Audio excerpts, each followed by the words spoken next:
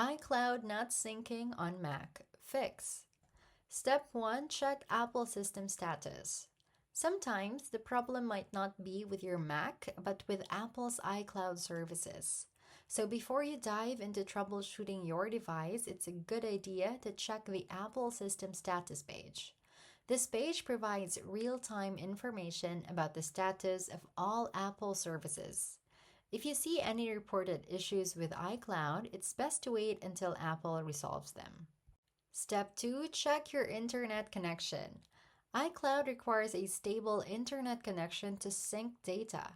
Ensure your Mac is connected to a reliable Wi-Fi network or has a stable Ethernet connection. You can try opening a website or running a speed test to check your internet connection. Step 3. Update macOS. Outdated software can often lead to syncing issues. Make sure your Mac is running the latest version of macOS. To check for updates, go to System Settings, General, Software Update. If an update is available, download and install it. Step 4. iCloud syncing off and on. Sometimes the background process for a specific app, like Photos or Drive, gets stuck. Refreshing the toggle can force a resync.